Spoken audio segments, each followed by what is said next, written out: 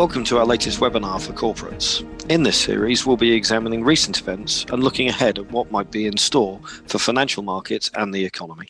Very much, and welcome everybody this morning. Welcome back, Piers. It's been a long time, or it feels like a long time since you've been presenting with us, so we're really glad to have you back, and I'm sure I will be the subject of some of your quips when you present a little bit later on.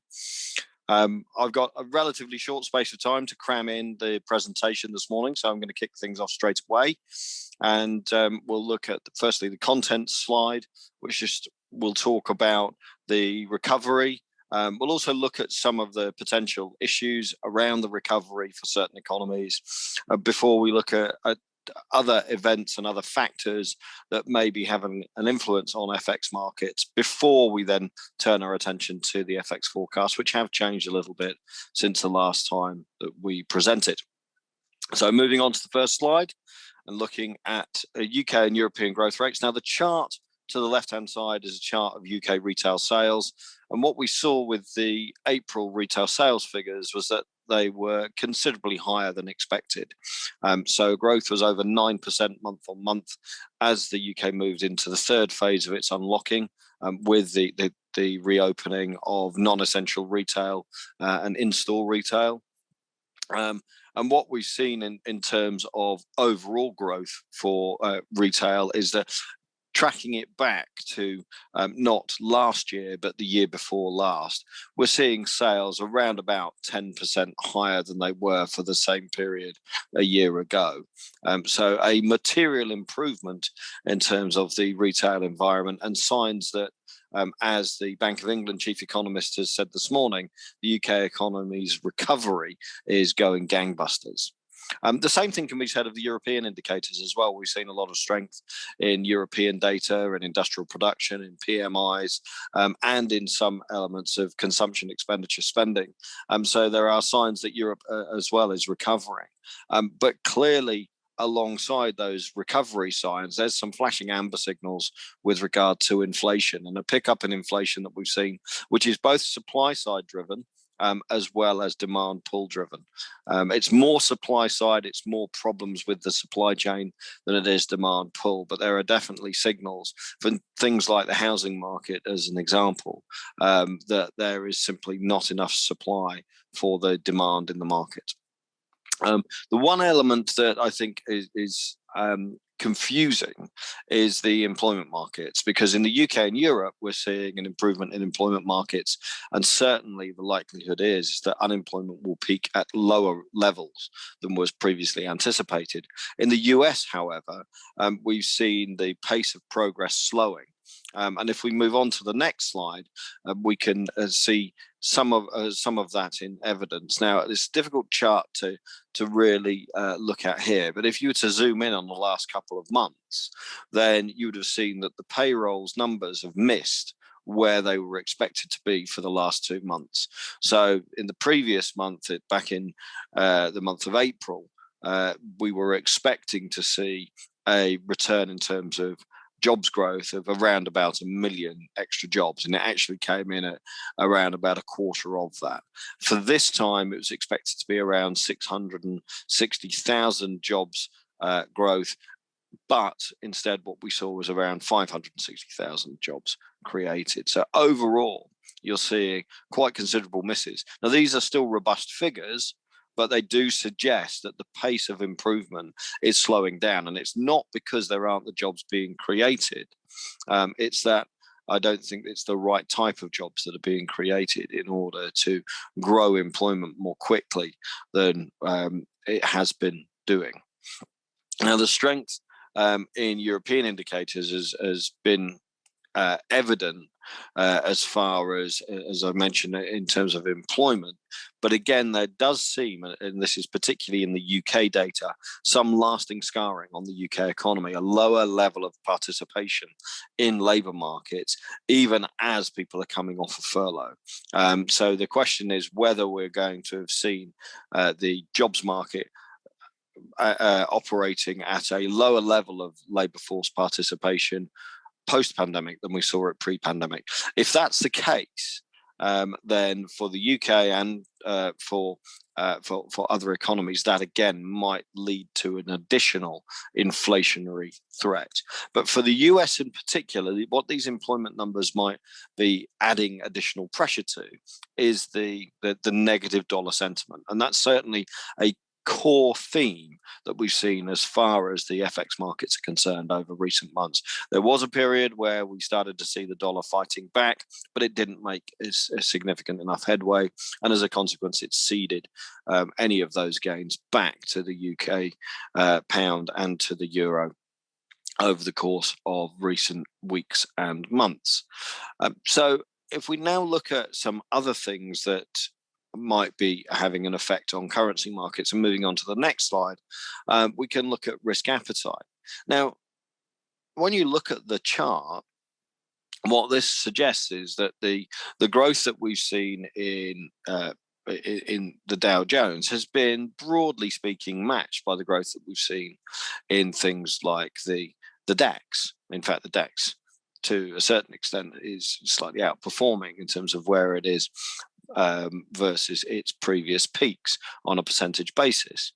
But you're seeing a lag in terms of what's happening on the FTSE 100 and on the CAC 40. So you're not seeing that uniform risk appetite re-strengthening that would necessarily lead to support for sterling or indeed the euro versus the US dollar. Now, it's worthwhile mentioning that the Dow Jones performance alongside the performance of the FTSE 100 may be being somewhat clouded and somewhat worsened by the fact that they have a number of tech stocks within them, and consequently, because of poor performance in technology stocks recently, as investors have reconsidered the prospects for further gains, at least in the short term, that might be what's leading to some underperformance. But the FTSE in itself has been the worst performing of these four equity indices in terms of it hasn't been able to get to its pre-crisis peaks. So consequently, I do think that underperformance may be one of the reasons why we haven't seen sterling hitting new highs against the likes of the euro or indeed the US dollar. Arguably, it may offer an opportunity for further strength in sterling to come in the weeks and months. And if, as the Bank of England's chief economist has suggested, the UK economy is going gangbusters, and as further support to the UK pound may come through a need to change UK monetary policy more quickly than has been previously expected. Moving on to the next slide, this is just some of the risks that I wanted to highlight with regard to economic reopening. So first and foremost, I've already mentioned it a couple of times, inflation. Will the reopening of the global economy, particularly the Western developed economies, continue to prompt persistent supply shortages? Will demand continue to recover faster than the supply chain can also recover? So is that demand supply imbalance likely to be in situ for not just a further few months, but for the medium to longer term? What if the COVID infection rates start to rise? Will that lead to an increase in hospitalizations, in deaths, and in case numbers? And what will governments do if they see those numbers rising? Will that then lead to a reversal of some of the freedoms that are expected to be reopened over the course of the coming months? There's also sectoral imbalances, and that is undoubted. We've seen some sectors performing extremely strongly, particularly, again, looking at the performance of retail. But then you look at other areas of services activity, and some of those where the economy hasn't reopened or there's a very limited reopening. I think those sectoral imbalances will continue to be a feature of an ongoing need for support from government, which leads me on to the next point, which is, are we going to have to live with higher borrowing for the foreseeable future? And what will that mean for yields, not just in the UK, but in Europe and in the US? And then finally, the last two, what's going to happen with trade flows? We heard an awful lot at the very outset of COVID that this might lead to a reshoring or a nearshoring of production chains so that you've got greater control and an easier supply flow of significantly important goods. So will COVID and the post-COVID reaction lead to a change in the way in which countries trade and who they trade with. And finally, in terms of foreign exchange markets, if there are threats of renewed closures, are they likely to prompt a shift away from some currencies and towards others? So those are some of the key areas to focus on, which leads me on to my final slide, which is the FX forecast table. Now, this has changed a little bit since the last time I spoke to you. So we've revised up our forecast a little bit for sterling dollar over the next few quarters, expecting sterling dollar to remain high. That still, to me, feels more like a dollar negative story rather than a sterling positive story. And the reason I can say that relatively confidently is that we haven't materially changed our thoughts on sterling euro. It does hold at current levels for a little bit longer, but it doesn't move to fresh highs, in our opinion, or even if it does move to fresh highs, I think that it won't stay at those levels for very long. And euro dollar is likely to be the beneficiary, the major beneficiary of any ongoing dollar weakness. So just watch out for that in terms of where euro dollar heads over the coming weeks and months, because I think it could be heading higher.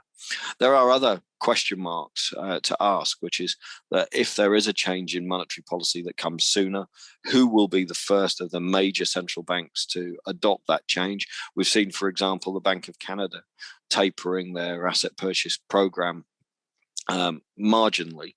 There's been talk about what the European Central Bank will do on Thursday. We think that they'll stick with their asset purchase program at current levels, current weekly purchase levels throughout the summer. But when they come to alter that policy, will they then have to reduce the level of asset purchases, not back to where they were prior to the acceleration of asset purchases, but to a level lower than where we were? And so will that be the next card to fall in terms of a reduction in asset purchases, or will it be the Fed? Will the Fed, who are faced with a stronger set of inflation conditions than they were perhaps anticipating, and signs of ongoing strength in the US economy, be forced into a change earlier as far as monetary policy is concerned? And what will that mean for the US dollar? A couple of other things. In the last call, I mentioned about the Canadian dollar strength. We think that Canadian dollar strength may well persist now because of the change in monetary policy that's been seen, and also in spite of the fact that Canada is some way behind as far as their vaccination program is concerned. Their economy does seem to be recovering very strongly. So plenty to digest within that very brief and very swift walk through all of the fundamentals on this. And I'm now gonna very happily hand you over to Piers Leslie. There's my disclaimer, just saying that I don't offer advice, but I'm very happily gonna hand you over to Piers Leslie, who's gonna walk you through the technical analysis. Piers, welcome back. Great to see you. Smart as ever. Thank you very much, Neil. It's good to be here. It's good to be anywhere, as they say. So I'm going to, for those of you who don't know me, my name's Piers. I look at the markets in a slightly different way to Neil. Neil looks at them from the fundamental side. So what do? I filter out all the noise and I simply look at the price action. That's all I'm interested in. What is the price action? Everything's in the price, and don't be fooled that it's not in the price. If the price is wrong, it will correct really, really quickly. And we've seen that over the last few weeks in a few markets moving very quickly. And by looking at the price, you can see a few things. You can see, first of all, who is in control of the market, the buyers or the sellers. Never forget, that's all it is, a battle between the buyers and the sellers as to who's in control of the market. We're trying to see, are there any trends? And when we look, are there any trends? You're trying to see, you've all heard the expression, the trend is your friend. But what you don't want to get caught is the whole expression is the trend is your friend until you get caught at the end. And so what we're also going to look at, where are the next targets, support and resistance. So we're going to see where the market should base and where it should cap. So it's not so much for forecast, more the rate per target, where the rate per target on the upside and downside. So I think just to put it easily, I mean, I don't Neil and I get on very well, but I'm not really interested with what Neil says unless he's at the bar and says, would you like a drink? Then I get very interested. And it's a bit like a dating website. Some people like to read the whole description and profile on someone. I simply like to look at the picture. You know, I think it tells you a lot straight away. So if we go to the next slide, we're going to see how we're going to look at these markets. What are we going to look at? So we're going to use candlestick charts.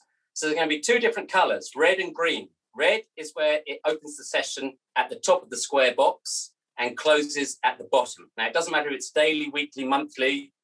It's just the session, whatever the session time period we look at. The spikes are the high and the low, and the green is the opposite. It's where it's positive, and it opens at the bottom of the square and closes at the top of the box. So if we go to the next slide, we're going to now look at the dollar index. So the dollar is very important as an overall, everything's traded against the dollar to start with. So what have we got on this chart?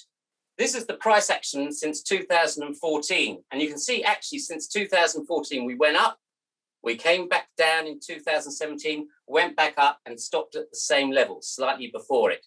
But there's this strange purple thing in the middle, which is an Ichimoku cloud. It's basically a historical lagging moving average. So what the long-term people look at is, are you above the cloud or below the cloud? And you can see here, you are below the cloud. So prices move below the cloud. And also there's that black line coming across. Now that's called the lagging line, and price, the lagging line is now below the cloud as well as price. So that tells you that the dollar is now long-term negative. So from a monthly point of view, you should look for moves lower. But we are quite near support areas here at that 88.90 area. So maybe a bit more of a move down towards 88.90 and a bit of a rally. But as well, that rally doesn't get over 38.2, which is 94, then the dollar continues in downtrend. And I'd still continue to be worried about any dollar strength you see. I think it will be short-lived. So if we look at the next slide now, we'll look at how does that transfer into the FX markets. So let's look at euro dollar. It's the heaviest traded currency, so it's always important. It's going to pull around the euro and it's going to pull around the dollar. Now, I know a lot of you look at euros and a lot of you want to buy dollars. So it's important to know what is euro dollar doing. So euro dollar, here we can see the move of 2020, the rally going up. But when the market came back down, it stopped in that red circle, 38.2. So the uptrend from a Fibonacci retracement point of view is intact. And while that support at 116.95 holds, you should still look for euro dollar to go higher. It might not be a straight line higher because it has this 23.5 area, the previous highs to get over before it gets that sort of speed up going higher. But while you're above 16.95 from a long term, it's looking positive. And if we look at the next slide now, we can put a different study on, which is a Fibonacci extension swing. And here we take the move and we extend it from where it goes down to. So you'll see the actual bounce points was 117.04. You can see 121.08 was the first extension swing. Now that's acted as support this month when it's gone down to it. So that's your support, 121.08. Where's the 38.2 at 123.58? So you really want to clear the 123.60 area on a daily, monthly close to start thinking about euro dollar going up into the 125 area. At the moment, you're in a sort of 121, 123.5 trading range, I feel. So if we move to the next slide, we're going to look at sterling index. Now, sterling index gives you so many clues. If you trade sterling dollar, sterling euro, you need to be looking at this chart. In fact, if you get my daily charts earlier on in the year, I sent out the sterling index, and the sterling index gave to the day where sterling dollar and sterling euro turned round. And what was it? It hit the 38.2. So if we look at this move from 2015 down to 2016, that's the collapse of sterling over those couple of years. Then the markets rallied back up. Now, in all those red circles is the 38.2% of that retracement. And it's held every time, apart from 1 month where it burst through. in the third red circle, but that was invalidated by the quarterly chart, which closed at the same time. And I believe we're doing the quarterly charts next month. So if you see next month, we'll explain why that didn't lead to a follow through higher. So if we look at this last red circle, 64.8778 for the last 1, 2, 3, 4, 5 months, that's capped sterling. So that makes sterling dollar fall back down. That makes sterling euro fall back down, euro sterling go back up. You need to break that level if you want to see a strengthening of sterling. While you're below it, risk is down a bit, but it keeps hitting at it. So if you break above it, where could you go? Maybe to the top of that channel. Now, sterling needs to break to the top side and get to the top of that channel very soon. Otherwise, it runs the risk of fatigue. If it doesn't get to the top of that channel, that would be a negative sign for sterling. So we need to see a break of that 38.2 if you're expecting sterling strength to continue. If we go to the next slide now, here's sterling dollar. So this is looking at the monthly chart. On this monthly chart, I've got, like euro dollar, the Ichimoku cloud going. And why have I put the Ichimoku cloud on? Because it's very interesting. If you look in all these black circles that I've got going across from sort of 2019 and including 2015, when it first broke through the cloud, 2015 in the first circle, the cloud acted as resistance, pushed sterling dollar down. Then in 2018, 2019 and 2020, every time it hit the Ichimoku cloud, the long-term sellers sold it. It's a good selling point for them. They know you're back at the cloud, sell. Now, it's quite interesting because we broke earlier this year through the bottom of the cloud and we moved to the top of the cloud, which is the last black circle. But look, for those 3 months, it was held by the top of the Ichimoku cloud. And finally, last month, sterling dollar broke through the price action and closed above the cloud. So that's a positive sign, but it hasn't quite got that confirmation. You know, it's deciding, are we sliding left or are we sliding right? Do we want to carry on with this relationship or is it over? And what's going to tell you if it's confirming this relationship of buying sterling dollar is that lagging line. That is not above the cloud yet. We saw it was below the cloud on the dollar index, but it's not above the cloud here. So maybe sterling dollar hasn't quite got that signal to explode higher yet, and it might find some trouble as it gets towards the 142.5 area. So above 142.5, 143, that's going to be the stalling point for sterling dollar. You need to get above there on a nice monthly, quarterly close to extend higher and check the lagging lines with you. The other thing to say on this chart is I've just done the retracements of the rally up since last year. Look how far back you can fall and still find you're in the uptrend. You can go back to 135.70 and still find you're sort of coming to the top of the cloud. The first retracement should be support. In fact, you can go all the way to 131.5 and still be in the uptrend. So sterling dollar is looking good from a long-term point of view, even if you get moves lower. Now, next month on the quarterly one, we'll give some targets to the upside. And if you break through that 42.5, because there's some very interesting targets, which might seem a long way away now, but on the quarterly chart, you'll see they could come very, very live soon. So the last chart on the next slide is euro sterling. Now, euro sterling, how can I sum up euro sterling? Probably very boring. You know, for the last 5, 6 years now, well, actually 5 years, it's just been in a sideways range. And if you look at the first retracement, the 23.6 and 38.2, it's been held between, it's traded around those retracements for the last 5 years. Nothing has excited the market. You know, there's been a lot of talk about Brexit, COVID lockdowns, record debt, things like that. But if you just watch those two levels, the 23.6, the 38.2, and also the top one, and just traded around those, you'd have done superbly on it. And you didn't have to read any of the articles, listen to anything, get bored of Brexit, etc., etc. So where does this really change? It's like sterling index. You need to do a little bit more. if you're going to be a strengthening of euro sterling, you need to get a sort of monthly close below 84. Then you start to see, I think, some serious strengthening of sterling. If you see sterling, euro sterling back above 87.5 on a monthly close, then maybe it's just lost its shine. It's going to move back into that top band. But it's still that simple. It's been that simple for the last 5 years. Just watch those. If you're thinking too much about euro sterling, reading too much, maybe you're overcomplicating things. But that's the way I look at it. So on the next slide, you'll see that I'm just at the end. So I hope you've enjoyed these slides. And next month, we'll look at the quarterly slides where we can give some longer term directional signals. But I hope you've enjoyed that today. Thanks very much for listening to the webinar. We hope you found it informative. The next in the series will be available shortly.